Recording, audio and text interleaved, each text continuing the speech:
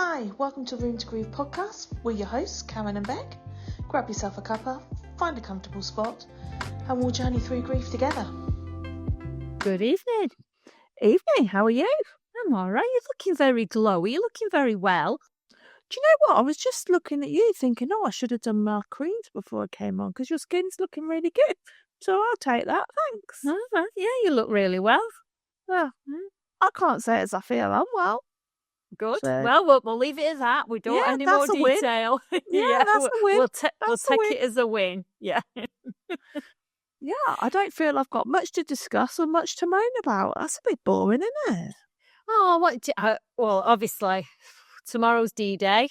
I'm heading back home. Yeah, and that's As a friend causing you said a bit to of me, stress, isn't it? yeah, it is causing me stress. Yeah, and a friend pointed out. She said, "Well, it's back to reality," and it is. There's no Emily there. She's not there, and every time it doesn't get any easier to go back home. And So then why go back home? Because I've got responsibilities. The house is going on the market in January, and my son has been on his own for 5 weeks. God knows. God knows. No, I need to sort the house out. I was thinking about this today. I wonder if you're going to go home and Niall's going to be like 3 stone lighter because he's not ate in 5 weeks. Because, he probably would have ran out of pre-cooked food in the first 10 days. No, he doesn't have. There's been no pre-cooked food. I did no cooking. He's gone to Morrison's every morning at 6 a.m. He walks, he sets off, and it's like an hour and a half round trip walking. Okay. And he's cooked everything from scratch. And did I tell you what he rang? He said, I might have said this on the last podcast, I don't know. He rang me and he said, Tesco Express is disgusting. He said they have zero food and it is so expensive and it is all shit and out of date. So, yeah, right. Yeah, you got a comment. You got a point there. So he'll only buy his fish from Morrison's. So he walks all the way to Morrison's and back with his rucksack on. And yeah, so he's probably lost about 5 stone just from walking to get his food.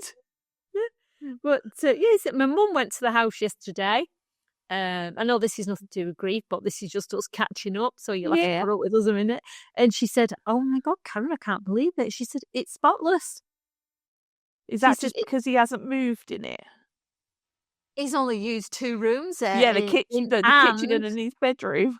and the main bathroom is used, but it's something I just have been trying to get him to do for the past 20 years is rotate his towels, because he'll have a couple of showers a day and he will get a new towel out every time. And he's not. And that's the reason, because he saw a spider in the bedroom where the towels are. Get in. So my mum said there was hardly any washing. She said there was nothing for her to do. So he made a lunch of sea bass, new potatoes and green beans. Nice, well trained, nice. Yes. So that's so... I don't know what I'm going back to. I've just missed him. I have missed him. I know he doesn't talk to me. I know he's hard work. But I do still worry about him. And I've really, really missed him. I just want to give him a hug and then come back here. I'd just fly him out to you. He wouldn't come. So. Sad times. So I've only got 23 days that I'm back in the UK. Yeah. So that's what I'm focusing on. I'm not focusing on that Emily's not there, that Lynn's not there, that the house to sort out. And I've got no pressures from friends or family. And I just think, right, get through them 23 days and come back here. Yeah. Now, I know people think I'm running. People think they are running away, I think, in grief. And they think it's a bad thing, like going into hibernation. But I don't think it is. Probably because we also have balance when we're in that hibernation. I know you don't like that word balance, but I think it's a good thing. It's a preservation, isn't it? Yeah, of course it is. Yeah. Yeah, people say I think so. You're withdrawing, but you're also like conserving your emotional energy. You're like recharging to go back out into the normal real world, I think. Yeah, maybe just, for me, it would be preservation. It would be because, I mean, I've said it before and it's weird and I don't really understand it, but the sunshine and the warmth does make me feel better. So Yeah. I do feel my mood definitely shifts with the weather, weirdly. And so, yeah, I think then being sort of hibernating at home with the people that I love, with, the fire on and the blanket, definitely feels safer. Yeah. Yeah, it's like, because you're surrounding yourself with, like you say, what you feel safe in a safe space. And it's not just, withdrawal isn't giving up. And I think people that are not grieving think because we've like gone into hibernation that we're giving up and we're hiding from things. But I think it's on the contrary, really, because when you're in your hibernation, you can choose when you feel strongest to think about things. And there's a lot that goes on at this time of year, isn't there? There's a lot of emotions to process, that whether you celebrate Christmas or you don't, I still feel like it's a really heavy time of year, because it's all linked to that, because of so much joy and celebration and, thanks for life and all the rest of it. And pressure. And it does feel a lot, doesn't it? It's a pressure to enjoy it. And if you take away that and think, right, I'm not celebrating, explain to people why, and the pressure's lifted. And if you are celebrating it, fantastic, but you're celebrating it in your way. Yeah, definitely. And you sort of set boundaries beforehand and say, right, I'm going into hibernation, but I will come out for the day, and this is what I'm going to do, and I might change it the day before, and I might go home early, but this is my decisions. And if people love you and respect you and know what you're going through, there's no argument there, is there? No. You're not letting anybody down. You're not letting yourself down. No, and I think that by saying those things to people and setting those expectations, like you say, those people that love you and that care for you, they get it. And they might not understand the why or anything, but they understand that they have to just respect your decision, and that's fine, right? Yeah. And so you just have to choose to surround yourselves with those people that respect you enough, I think. Definitely. Because, I mean, with everything that we've all been through, with our grief, with our losses, all different types of losses, we do not need guilt for going into hibernation. No. There's enough guilt surrounding us for other things. Yeah. We do not need it. It's self-preservation, and we do not need to feel guilty. Yeah, definitely. Definitely. And similarly, on the flip side, if you don't want to hibernate and you want to go and embrace the holiday season, then that's fine too, because I don't think that there's anything wrong or disrespectful in going out and enjoying yourself either. I think you will do that probably more this year as a family than you have for the last 2 years. We are actually going out we've been invited out on Christmas Day, and to us, we're seeing it as just a meal out with friends to their home. Yeah. So it just happens to be Christmas Day. Yeah. And then, like she said, I was going to do crackers and put some decorations up. Is that okay? Yeah, fine. Yeah. I'm not going to say, oh no. I'm not. You can't do Christmas Day because I don't want it. I'm not doing it, so you're not doing it. No, it would be lovely to be with those people, and I know Niall will be happy, Rob will be happy, and I will be happy. They make me laugh, they make me smile. I like the company, and what more do you want? Yeah, exactly. It just happens to be Christmas Day. Do you know, I was talking to my friend the other day. We went out for dinner. Have you got a friend? You keep going out with these friends. I know, right? Okay, carry on. Don't have very many, but I do keep hold of the ones that I have got, thankfully. And I said to her, like, Christmas is just really shit. But if I'm honest, that's not just because Bradley died. Like, there's a shift in our stage of where we're at. My kids aren't kids. We don't have that Christmas magic anymore. And I genuinely think that even if Bradley was still alive, Christmas would just feel a little bit deflating and a little bit more boring than what it did, because the kids are at a different stage in their lives, and it is, the days drags a little bit more. It is a little bit more Brad boring. would do you know probably what I be mean? in bed till dinner time with a Yeah, hangover. You yeah, got to be realistic. yeah. And so that's what we said. So, I'm just trying to justify it that yes, Christmas is different. Yes, Christmas is difficult, but I think it will be anyway. So, that in my mind is really helping me carve a different type of Christmas, because I think that would have happened anyway. That's what I'm telling myself. So that's Tell what we're yourself going whatever with. you like. Yeah. So that's what we're going with. Yeah.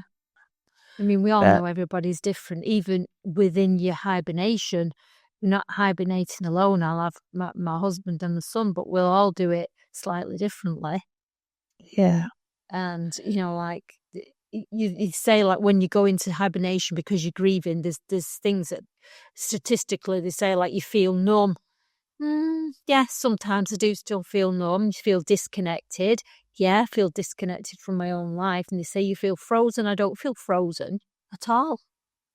And I think my hibernation is not freezing me. It's not putting me backwards. It's just pausing, reflecting. I'm probably doing more reflecting within the hibernation as that I would trying to function, getting through normal things. Yeah. Yeah. I'm certainly not at a period where I feel frozen.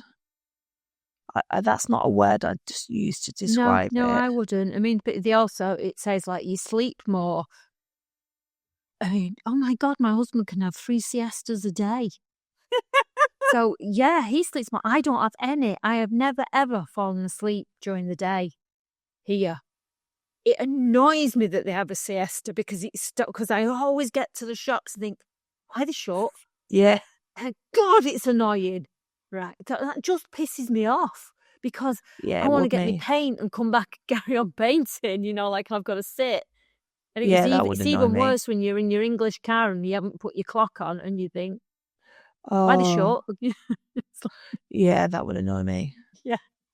Yeah. So yeah, I mean, it's like, again, I think since we've been here for over a month now, and I'm at a point now where I need to say something like, we don't need to be joined at the hip. So that is going to be coming up when we come back out again in our 23 days' time. Not counting, honestly. Okay. We need space, and I'm not feeling guilty about sitting reading a book. Yeah. Because it has been full on. It has been painting, decorating, plastering, tiling, you name it. And I am going to have a break. Yeah, If I so you feel should. like it. If I feel like it. And if I don't, I won't. Yeah. But I've just put it out, or I'm going to put it out there. Right, let's think of other things we can do when we come back as a family and as individuals. Yeah. Without upsetting anybody. Yeah, I don't have that problem, thankfully. I don't quite know what I'd do if I did. What do you mean you don't have that problem?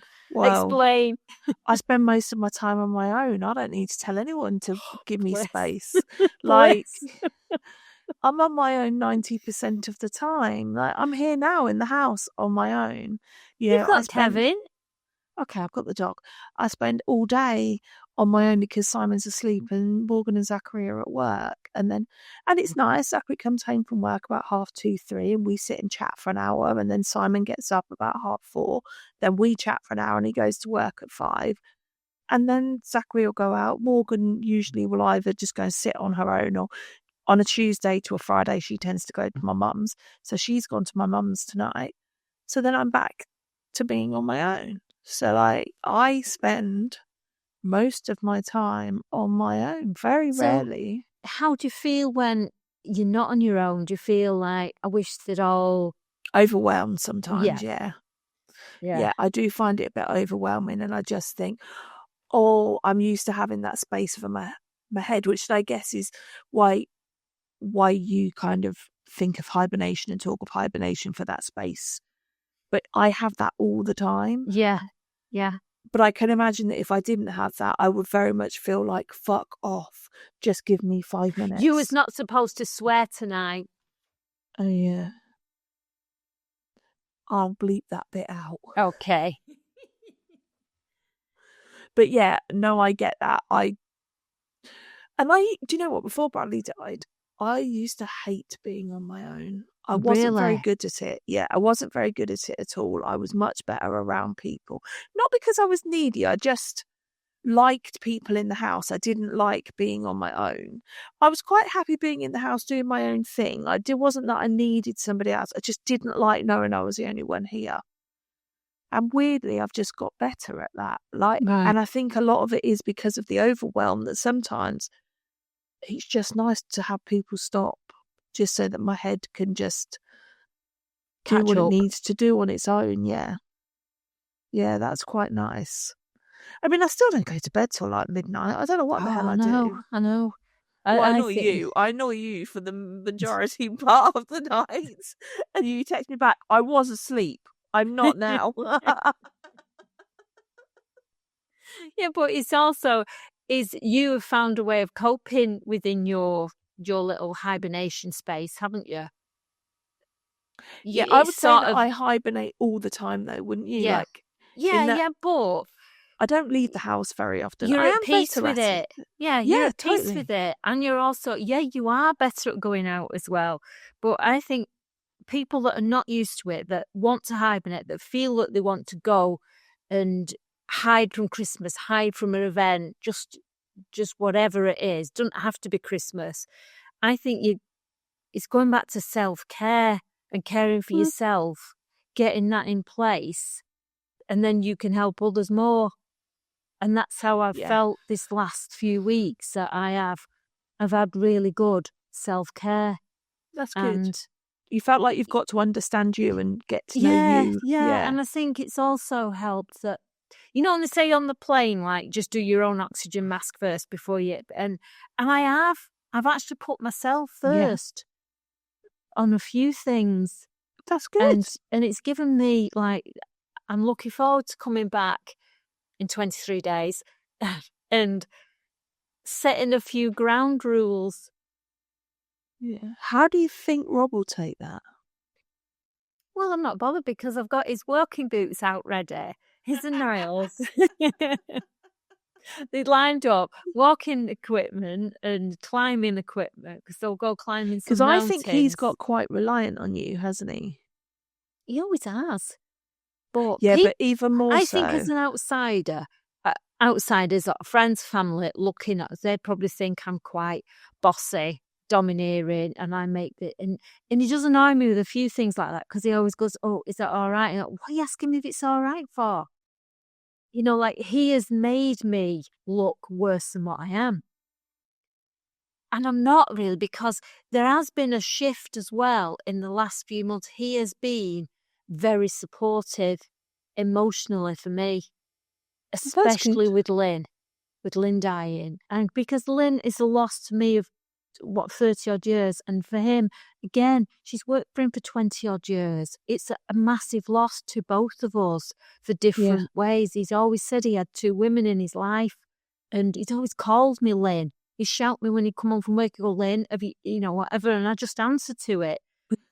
And he has been a massive support. And I don't think people realise he has grown. He's grown in strength a lot. He's doing amazing. Yeah. So I feel now that I could say, right, you're going walking today. And I've already told him a little bit. I said, I've done a full room, as you know. I've been doing one of my rooms, a bedroom. And I've stopped at which is not like me, I've stopped at the wardrobes. I said, right, I'm going to paint the wardrobes when I come back. Previously, probably 2-3 months ago, I would not have stopped. I would have worked till midnight and I would have got them done. And I haven't. I put my stuff away and said, no, I'm doing those for Christmas. He went, oh, are we not finishing? No, I'm not finishing. I've had enough. And he went, right, okay. And he accepted it. He's probably in shock. He's probably going to text you or Simon, there's something wrong with Karen. But So today I said, where's my walking boots? And I said, are you going walking? Surely you're going walking. He went, oh yeah, I'd love to. Yeah, it's cooler now. We'll do the mountain over wherever. And I went, right, okay. The day you do the mountain, I'll do them wardrobes. Yeah. And he said, well, don't you need? I said, no, I don't need help. That's my space. That's my safe space. That's me in my brain. I can think about Emma every brush stroke, or I don't think about her. Do you know what I mean? I can make the decision on that day, and it's working. I think It's good. I think it's good. Yeah. Sounds amazing. Yeah. Yeah. And it just sounds like you're really self-aware, and I think that's what's working. I think whatever comes of that is irrelevant almost. It's just that self-awareness of knowing when to stop and when, Yeah. It's like when Mum says to me, why can't you stop? Why don't you ever stop? And I've told her 1,000 times, if you're listening, Mum, listen. Right? When I can't stop, it's not through choice. I can't stop because I need to be distracted. Because you can't stop. Because I can't stop. And I know when I can and I can't. So I don't need telling to stop. But that's good. Yeah. Because if it's a survival thing, I think, right, I have got to keep going. But I do know when I think, right, I don't have to keep going today. Yeah.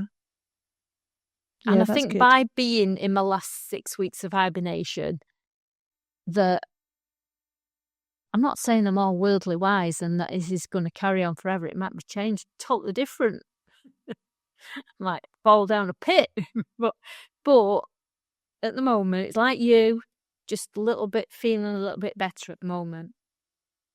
It's a weird shift, isn't it? Oh, it is a weird shift, yeah. And isn't it weird that I'm always 3 weeks behind you? I know. It is weird, though. And part of me feels happy about it. And part of me feels like, should I feel like this is a bit odd? But then I'm just like, stop overanalyzing stuff and just embrace it. So, I that shift is also helping me just say, shut up and just, just accept it. Just accept it for what it is at the moment and don't start to think, when am I going to go on a downer again? Because it'll happen whenever it happens. Yeah, it is a weird shift that happens unexpectedly. But, yeah, we'll just do what we can do. So hibernation is a good thing. You're building up your energy to carry on. Yeah. To get through this shit show that we're on. Prioritising ourselves and preserving our own well-being. I don't think anybody then we can go back to living with the normal people. Yeah, I like I don't like it when people do that, normal people. So I'll just do it with one hand, normal people. What difference does one or two make? Because it's not as naff when you do it with two. I'm not so sure that's half true. Well, it is in my head. But no, that was a good description for aid. Yeah, it's hard living with normal people all the time, and I don't think it's something you can do. It's how you can't be in your grief 100%. We've always said that, but I think being out in normality is 100% is hard. Yeah, and you do need to escape sometime. Yeah, I think so. And I think I just surround myself with people who do understand grief. And I mean, I've said it before, like one of my closest friends, I was shit friend. If I look back 30 years, I was a shit friend because I didn't understand when their dad died. And I don't know how the fuck she's put up with me for 30 years because I was shit. But, she gets it. And yeah, I'm quite lucky in that. Lucky, wrong choice of words. My boss understands it because she's slightly younger than me, but her dad died, like 10 years ago, and so she gets it. Do you know what I mean? Like Simon works with a guy whose son also died, so he has somebody at work who gets it. So do you know what I mean? So you're describing living with people who understand grief. Yeah. Not normal people. Normal people. Yeah, but it's not until I sit and look and I think, oh, I'm all right, and then I actually think, nah, like I mean, Simon only works for 4 people. What's the chances of one of them going through loss the same as him? And this guy's son died a year before Bradley and was the same age as Bradley. And, you know, like, I mean, what's the chances of that happening? But that makes life easier for Simon. And yeah, it is just, we do distance ourselves from the people that don't really get it. Well, like you say, we don't spend so much time with them, and it's not their fault. It's just 100%. It's not their fault. You know, we have friends. We went dog walking with them last weekend. And normally after we dog walk, we go to the pub to the cafe, to the pub for a coffee. And this week, Simon just went, "Bye then," and I was like, "Oh," and we got in the car, and I was like, "Are you done?" He was like, "Yeah, I'm spent this week." I was like, "Okay," and he was just like, "I just don't have the tolerance this week," and I was like, "That's fine, we'll go home." But you know, he was just like, "I just can't do it today." Yeah, and I think that's just what happens some days, isn't it? It's like, good on him. Yeah. I mean, I'm not quite sure what triggered it. I'm not sure if anything triggered it, but he was just like, "No, not today." I think you have a lot of tolerance. I think you're probably out of all of us, you are the most, and you won't see that. No. But I think you tolerate a lot more. Do you think it's maybe because I analyse other people and give other people more benefit of the doubt, rather than looking at it from just because my over analytical brain kind of gives your brain something to do? Yeah, whereas I haven't got my brain's. I'm going elsewhere. My brain's fucked. So sorry for the language, but and then I'm thinking, no, don't lie. Yeah, end off. Not putting up with you anymore. You're on the blacklist. My list of friends is very, very short of people I can tolerate. I don't think that matters. It doesn't matter, and I'm not bothered now. No guilt from it, and that's the way it'll be. Yeah, as definitely. I go through my life now. I can't. I just, and like you say, they've done nothing wrong. But no, I cannot hear. I cannot listen to nonsense anymore and shit. But my mum was telling me a story, and I was, no, I'm not listening. Please, I've told you, I don't want to listen. And anybody like such a body's fell out with such, but I don't give a shit. Yeah, I don't have the patience for that. Morgan's terrible for that. She loves to tell me stories. And I'm like, Morgan, I don't want to hear it. I don't care. No. I haven't got enough space in my brain to take it. And I just don't care. I'm not making space for it, so don't bother telling it me. Yeah, I just not bothered at all. And Morgan's like, I'm just trying to make conversation, and I'm like, I don't want it. I don't want it, darling. It must be horrible. We really, really. Yeah, she gets really cross with me. She was like, I'm just trying to talk to you. Yeah, I'm just not interested in that, though. I'm really sorry. Just can't do it. Yeah. I do upset her a bit sometimes with that, but like you say, I just can't do it. Bless her. Yeah, I can't remember. I was talking to you the other day. Well, yeah, move on. What do you mean? Yeah, just move on. Change the conversation. Oh, right. Have I upset you? No, you're just boring me.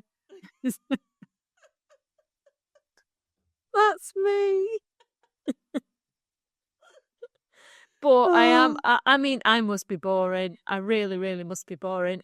Again, I was out the other day. I know I said it a few months ago that I need to try and rein in speaking about Emily all the time, and it just happens on certain days, and I'm with them with certain people. I think when I'm worse, and I stopped and listened to myself. I thought, again, I'm doing it again, and I am making people feel quite uncomfortable.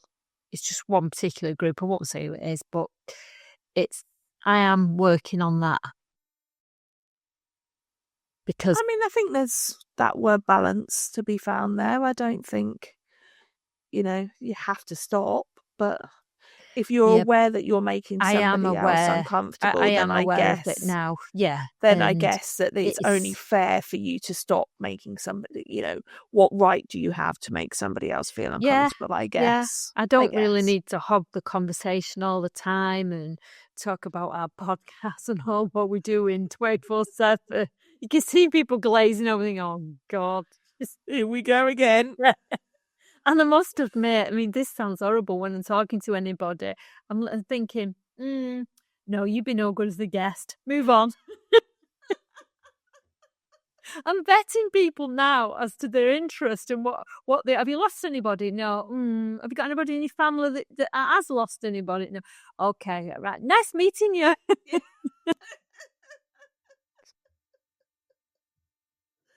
Oh, you're terrible. Oh God, we're horrible, aren't we? Yeah. Yeah, I don't know why we've got any friends, but No. thankfully some do stick around. But Right. yeah, So, I don't really know anything else. I feel like it's only been 5 minutes since I spoke to you. I know. We've done a lot of recording in the last couple of weeks, haven't we? Yeah, I feel like we we've have. put Even put you're the beginning words- to bore me now. I know.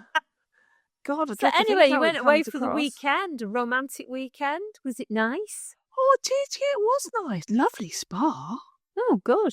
Lovely spa. Yeah, you went like in this little jacuzzi bit and you swam through a little opening and it went into an outside jacuzzi that had a big roller shutter door that opened half of the building up to outside, and there was all trees that were all lit at night time and all the leaves were falling off the trees and it was raining and all the steam was coming off the jacuzzi and it just looked quite magical and like it Oh, was just that really sounds pretty, really nice. pretty.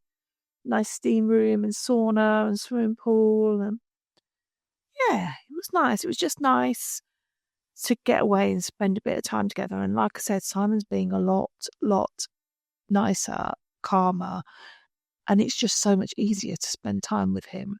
Yeah. So that was nice. That Makes a big difference, doesn't it, to your life, to your daily life, and just it's almost like a sigh of relief that you don't have to be walking on eggshells and you don't have to think before you say anything. I mean, it's dangerous for you because I feel like I've got so much more headspace to do stuff because he's not overwhelming my mind with worrying about what mood is he in, what's he going to do next. Like I feel like I have so much space. Like I said, I went out for dinner with my friend in the week and she was like, you haven't shut up. And I was like, no, I didn't think I had so much to say. And she was like, but it's nice. She said, because when I went out for dinner with you last time, like you were just not moaning, but you had a lot of issues going on. She was like, and it's really nice to hear you so positive about a lot of stuff. And I was like, it's just because I don't have Simon weighing down on my mind, it just feels so liberating and so freeing. And that's awful. And it's not awful. You're just being honest. You're just saying what you felt like and how much for the better it's changing. And I can notice it in everybody, Yeah. Everybody just feels a little bit calmer and it's just nice. So long may that continue. Yeah. And I said to, when we went away at the weekend, I said, son, do you feel any different? And he said, I can't describe it. He said, I just feel less. He said, I just feel less. That's pretty much all it is. He said, like, I don't sit here and feel like I've got to think about lots of stuff. He said, I pretty much think about nothing. He was like, the edge has been taken off everything. Yeah. Off he anxiety. Was like, but that's quite nice. Yeah. And like, he still didn't sleep very well, but he was like, instead of laying there panicking that I'm not sleeping with my mind racing, he was like, I could just lay there quite relaxed and just my mind had nothing running through it, He was like, I didn't feel all wound up by it, and that just makes such a difference. Yeah. So, I mean, most days he is sleeping. He's getting a good 10 hours sleep most days, and that's making a world of difference. And he's telling me all these dreams that he's having now. So he's obviously going deep enough asleep to have dreams, whereas he wasn't before. So I think all of that is making a huge difference. It's just your brain is restored, isn't it, when you have sleep? We've said it all the time. It's so many times that you can't function without sleep. Yeah. And I just think that his anxiety was getting to the point where it was impacting his sleep. He was too anxious to switch off and go to sleep and stuff, so yeah, that's just making life easier. But it does mean that I text you with lots more things, and I've been having little thoughts about, because we need to do something with this bloody book, right? Because we talk about it all the time. So we've got so much we need to do before we can publish it. But as part of that, I didn't know whether our listeners would like us to share maybe little extracts of the book so people get an idea of what the book's about, to see whether there would be any interest in the book, because I know we've written it and it helped us, but essentially we'd like to publish it, right? And it would be nice to know that people wanted to read it. So I've been looking into creating a bit of a sort of a mailing list so that we can send extracts of that to people. Or okay, that's a brilliant idea. Yeah. And also something you said to me the other week, that a few of our subscribers have commented that they don't get the alerts when the podcasts go out. So I thought maybe if we could create a mailing list, you and I could email people when the podcasts go out so that people are aware of it and we can send people the links. Okay. And I also noticed, look, have you noticed how much my brain has kicked back in because Simon's given me space? Right, let's remove Simon's anxiety tablets. I think you can do a live on YouTube. So I didn't know whether we create an emailing list, whether we can send a link to people and whether people want to join and have conversations with us, like if we do a live podcast one week. That'll be a typed conversation. I'm not sure how it works. As we're talking, because we've really struggled with this Zoom thing, haven't we? Making it work. We'd needed the Zoom professional, which I actually threw my iPad across the room, which isn't an everyday occurrence really, because I couldn't get it to work. Yeah, or we could do a Patreon, which lots of people do a Patreon, which is a bit more of a restricted. So all I'm thinking is if we did a live on YouTube or on Instagram or somewhere like that, anybody can join. It's not really restricted to people who are grieving. You could get anybody that insensitive people join, maybe. Okay. I'm not saying that's going to happen, normal but it's a risk. Can we put on no normal people? Yeah, and I'm not saying that's going to happen, but it is a risk. But if we did something like Patreon, then it's only people who are members of Patreon that can come and watch you. The only thing with Patreon is there is a cost to people for that. So I don't know whether that's what people want. They have to pay to be a member. I think it's like £3 a month or something. But it's whether we did a monthly Zoom thing on there, meeting on there, and people wanted to come and join us. I've never used it, but I've just been doing research, and that's one of the things that came up. So I need to continue looking at that. But if anybody sort of watching this now, listening now, wants to just drop some comments and let us know, whether they want us to do a live. Do you want to listen to us record one of these live and, have a chat with us, essentially? Do you want to have email notifications, newsletters, that kind of thing from us, and let you know personally when the episodes go out? And what's your thoughts on Patreon? Because we're not doing it to make money from it, but it's just a safe way of holding these conversations. Do you know what I mean? Yeah. That's and all I'm also thinking. Drop a comment if you want to know a bit more about the book, and you can send some. Yeah, if you and want us to also share, it'd be nice some to bits. know. God, there's a lot here. You're gonna have to do a list. Yeah. There's probably bombarding, overwhelming people now. Yeah, I know. Sorry, grieving brain and all that. But come on. But going back to the YouTube, not telling subscribers that there's why is that happening? And I don't know. Is anybody? I don't really understand it would be nice to know if somebody does, if you do get notified, or if you don't, to tell us either way, and then we can see what's happening there, and maybe go to YouTube and just say why are our subscribers not being told that there's another video out? We're going to try and post more on socials, aren't we? So that we can raise the awareness there more that the podcast's out. It all got a little bit overwhelming, and trying to do everything, we just focused on the podcast because that's what helped us the most. Yeah. This is our therapy. Yeah, the socials wasn't, that was just for us to kind of try and get the word out there a bit more, but maybe we should focus on that a little bit more. But yeah, I'd like to talk to people, you know, a little bit more and share it. So if people want us to do that, then that's where my mind's been having a little look at. And they're the options that I've come across. If someone's got any other ideas at work, shout them out. Yeah, that'd be brilliant. We're all ears, aren't we? Yeah. There's so many people I want to speak to. I know, that's Carol what I'm thinking. I want to. She's like my soulmate, Carol, in California. Yeah. I'm not after a free holiday to California. I'm not saying it Whatever good you are. She'd be on that first plane. No, I'm hoping to get to go and see my friend next year in Canada. She doesn't know yet. I've not notified her yet. Is this your Animal Farm friend? Yes. It's not Animal Farm. It's Heyday. What is it then? Heyday. Well, same thing, isn't it? You feed not been on it for animals, ages. I haven't had the headspace for it. It takes up so much time. And I haven't had the time to do it. Not with you bombarding me with everything I have to do. Yeah, sorry about that.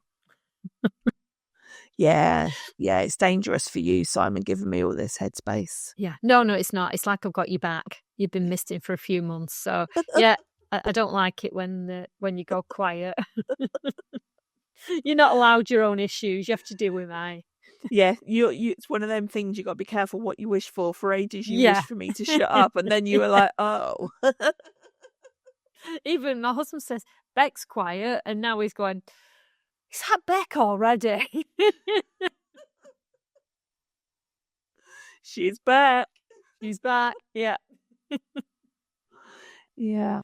So, lots to think of there, lots of feedback, if you don't mind. And yeah, and let's just embrace hibernation as we move into Christmas. Yeah. And do what you got to do. Yeah. Yeah, I think I'm going to hibernate less. Just putting it out there. Okay, that's fantastic. And I'm definitely going to hibernate more. Yeah.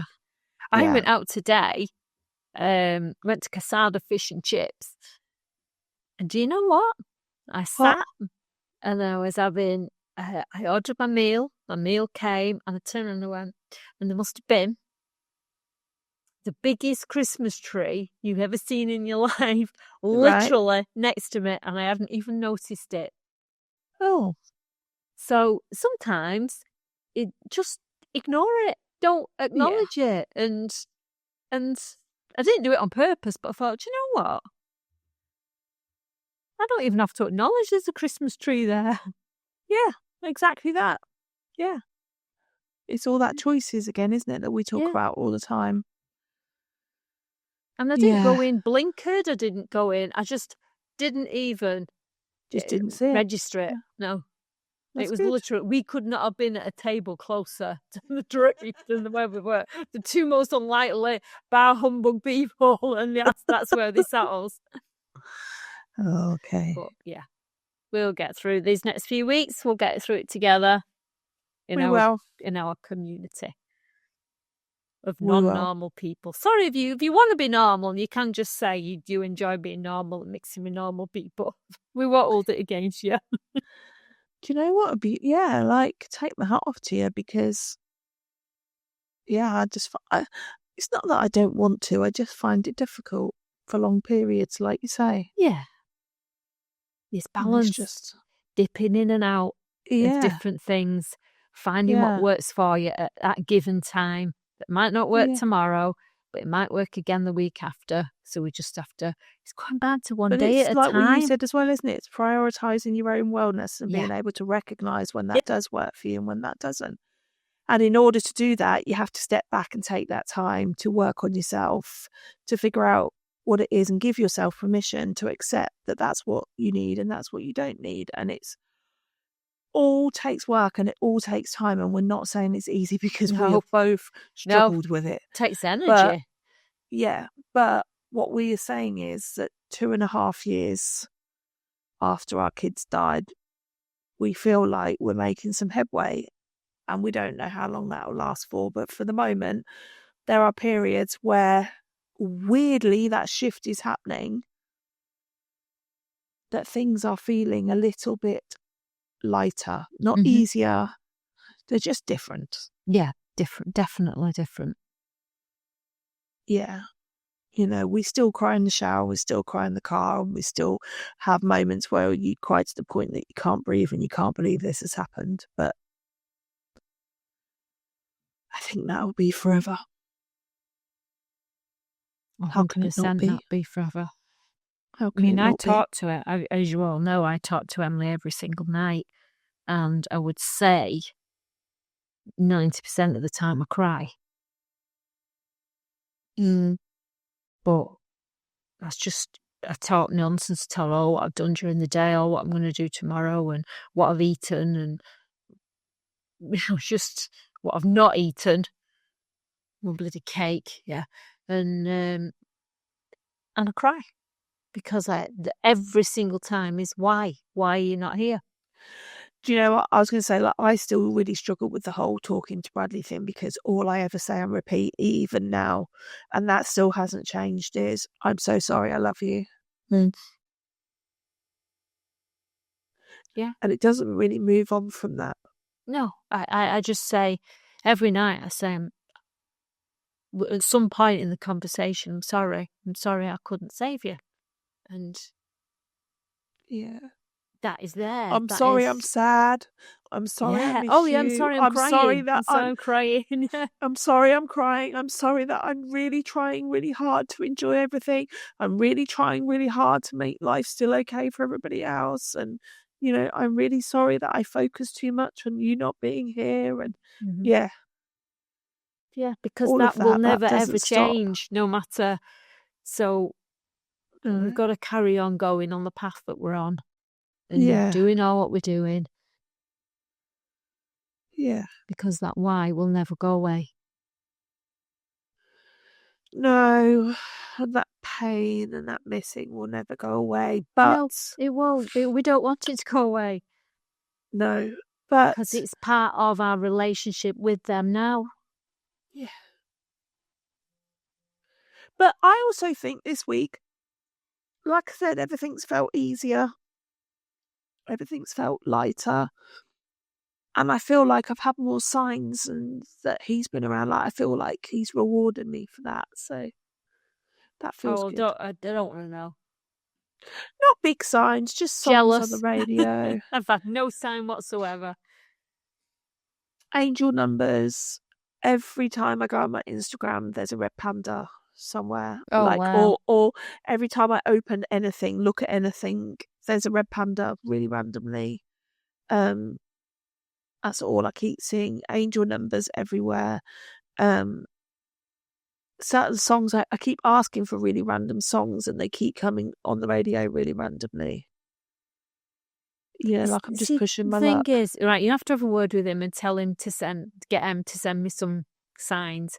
But I never have the radio on. I never ever have music on. So how can she send me music? But music was your thing. Yours and Bradley's my thing. radio's on all day. It never stops. Yeah, like this morning I asked him to play a song that I would know is for me.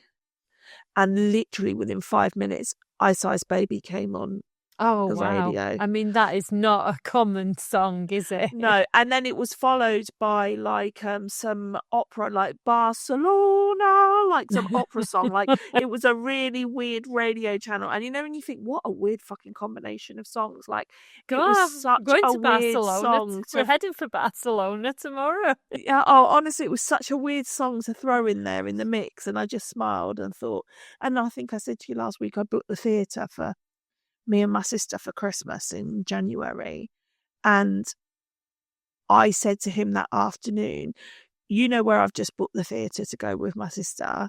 what song are you going to play for me? And literally about half an hour later, he played. I booked to go and watch a Meatloaf thing with my sister because I love Meatloaf. A Meatloaf song came on the radio. That's what I mean. Like, the radio station's really eclectic in that, you know, it played a Meatloaf song for me the other day, and it played Ice Ice Baby for me today. I mean, that, and it's the same radio station, right? That's just weird. Like, what random songs to throw in there?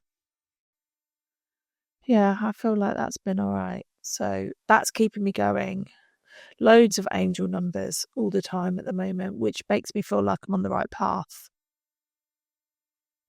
Even if I'm not, do you know what? It's doing great for my mental health. Yeah, that's you're on the right path, then, aren't you?